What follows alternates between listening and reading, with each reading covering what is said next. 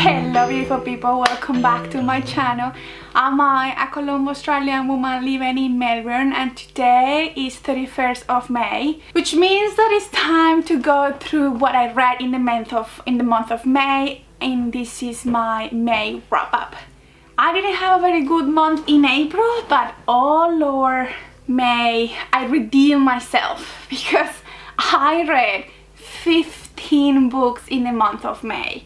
Believe me, that is the highest amount of books I've read in a month in my entire life. First, let's go very quickly through my statistics for the month. So as I said, I read 15 books. One was a 3-star and that was the lowest rated. So as I said, it was a very good month. 8 were 4 stars and 6 were 5 stars. Surprisingly, the genre that I read the most this month was non-fiction with 4, contemporary 3, mystery and thriller 2, then 2 fantasies, 2 memoirs and 1 graphic novel. I read a whopping 2,129 pages this month. So now let's get down to discovering what I read. The first book that I read this month was a graphic novel, Heartstopper by Alice Oseman, the #1. We meet a guy, a teenager boy,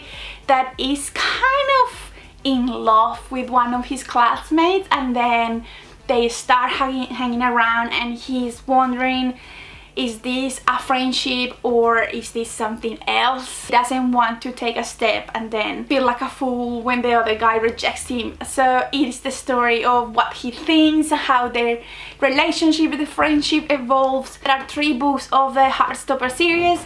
I already have #2 and #3, I'm sure. I just have to get to them. Then for my book club, we read No Further Questions by Gillian McAllister, and this is a courtroom thriller, courtroom mystery. There are 2 sisters and each of them is on each side of the courtroom. One of the sisters, one of the siblings, she has a baby and she's also very busy with her company. So one day when the baby is very little, she kind of hires her own sister to be the babysitter.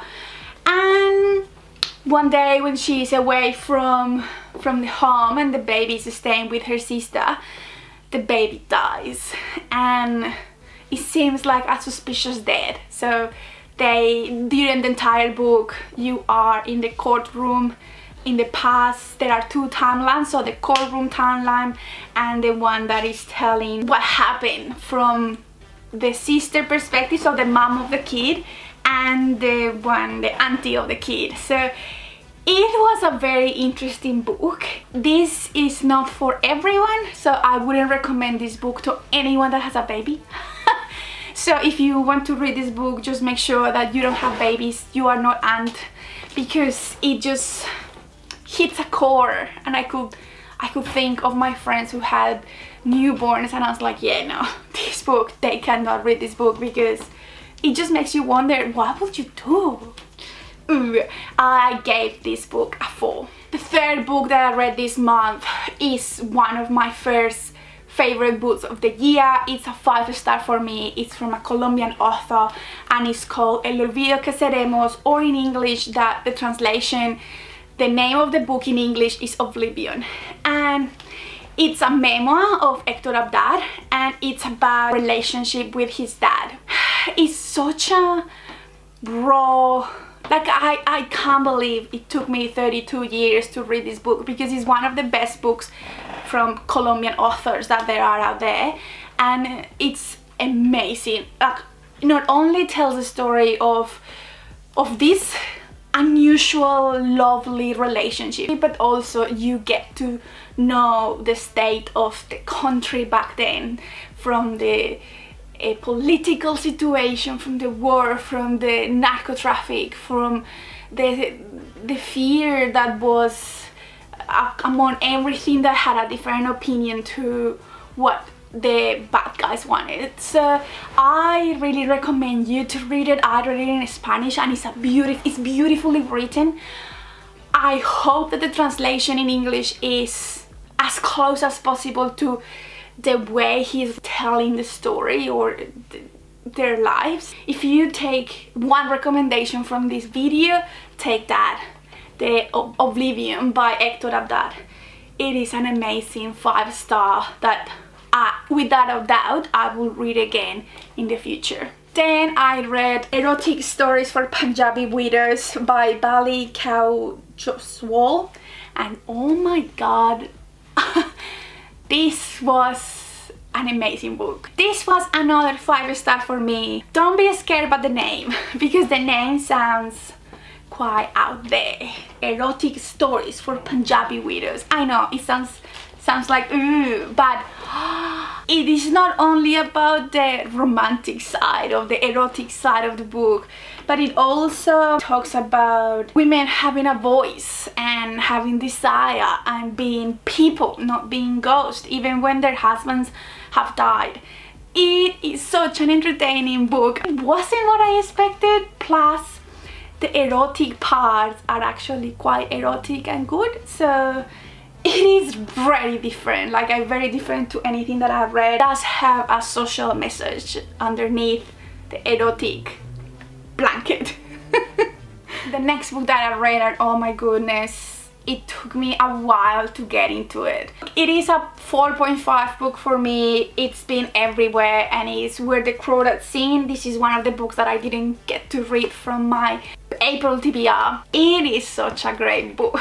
The way it's written is beautiful, the nature that it describes, the story of resilience of Kaya and everything that she went through and how she survived in a community that didn't want her, and everyone abandoned her. Her mom, her brother, even her father abandoned her, and she grew by herself in the marsh. And it has a plot twist that you did not see it coming. So yes, it's a 4.5, really recommended, but as I said, it's a slow burner book, but it's worth it. It's worth reading.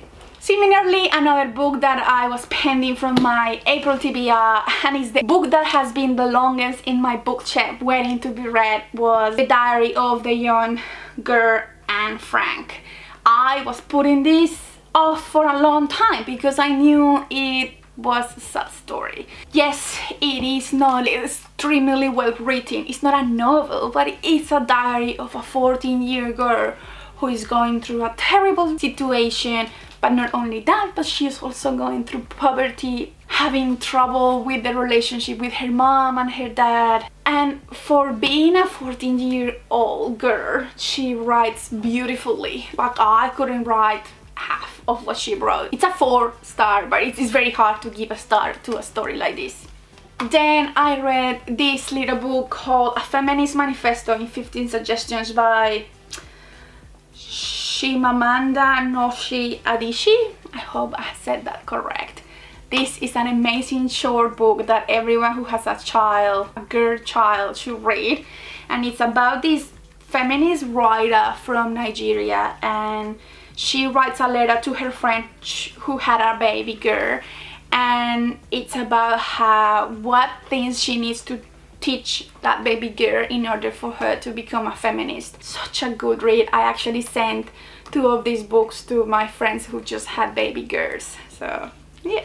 Then also from my April TBR, Two Can Keep a Secret by Karen McManus. And look, I thought this was the sequel to One of Us is Lying. And when I started reading, I noticed that none of the students from the first book were mentioned here, and I was like, oh, okay, so it's a series but each book is a standalone. And I was like, oh fine, I'm happy with that. When I finished, people started saying like, this is not the second book, this is the third, this is not part of that series.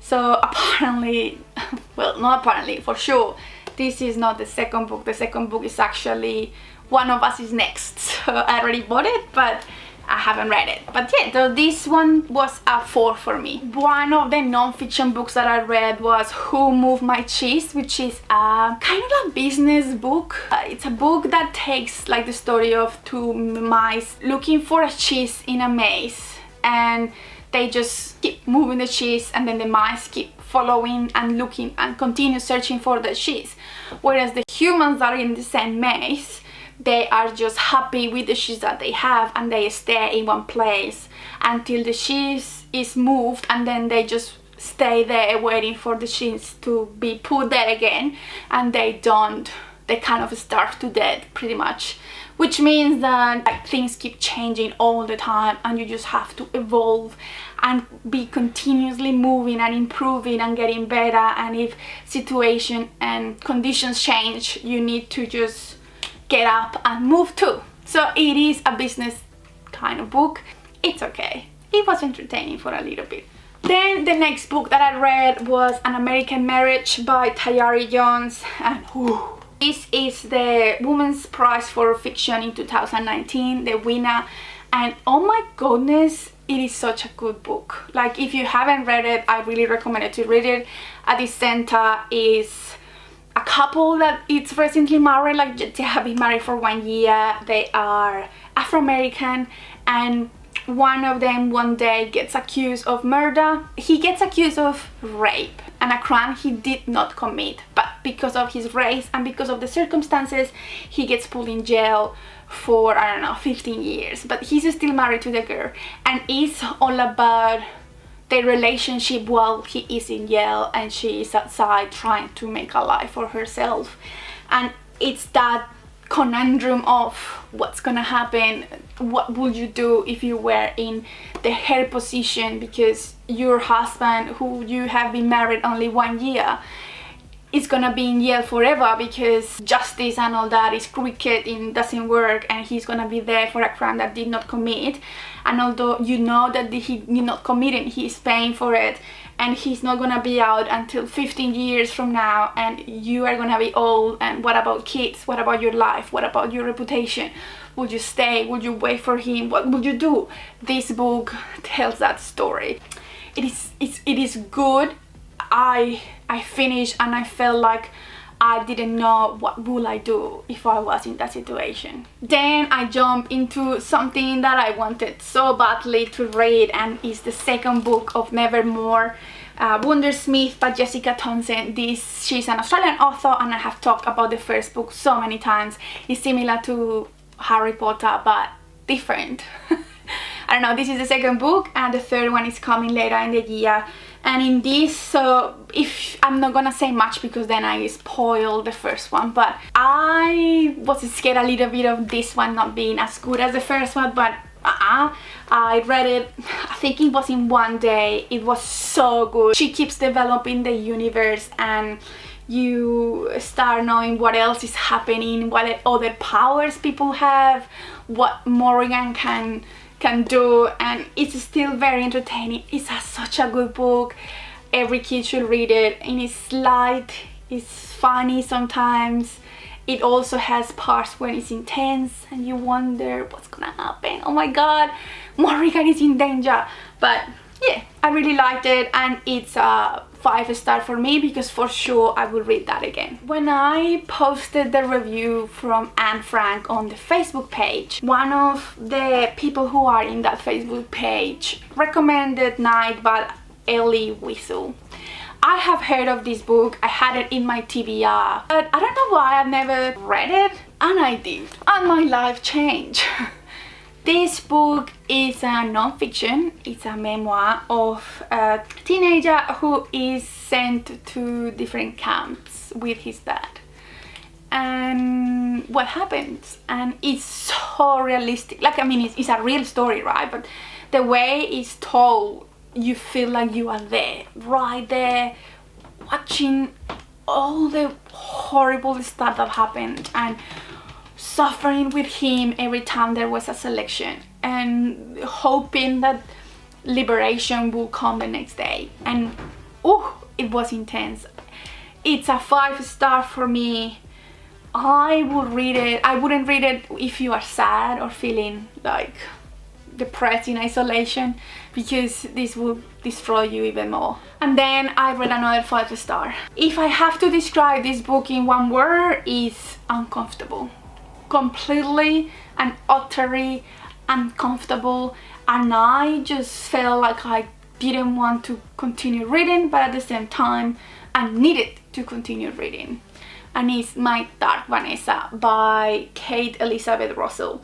You have seen the other cover, which is black. This book is about Vanessa and her life, and how her relationship or her affair with her literature teacher when she was 15 impacted her life. So we have two timelines. We hear from her perspective.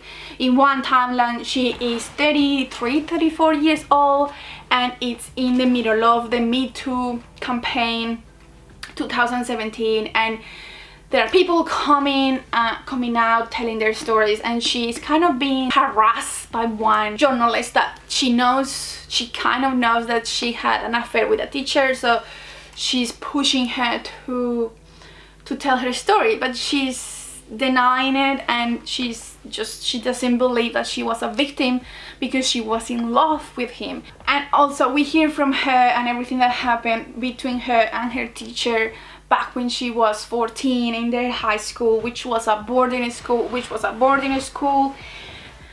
and it's really awkward. It's powerful, like it reads like a memoir. At some point I was like, is this actually a fiction? It feels really real, and it was specifically tough for me to read because although I never had an affair with a teacher, I know that back in my high school there were rumors of something like that, and I couldn't help myself imagine the professor in question as Mr. Strain, which is the guy who is the professor here. It is a very special book, but look at my notes. Those are all the what the F moments during the book that I was very uncomfortable. So as you can see, I felt uncomfortable the majority of the time because it's not a book to feel sorry for her, although you feel sorry for her at some point, but I didn't get to like her, Vanessa. It's a book where you don't like anyone. The school didn't do their part. She was helpless. He was a monster. Vanessa's family, they just didn't want to do anything. They didn't want to see what was happening under their noses. And then this morning I finished Every Heart a Doorway, the first of the Wayward Children series by Shannon McGuire. I thought this was a middle grade book for some reason. I don't know why. I thought it was a middle grade, but it's not. It's fantasy. It's probably YA.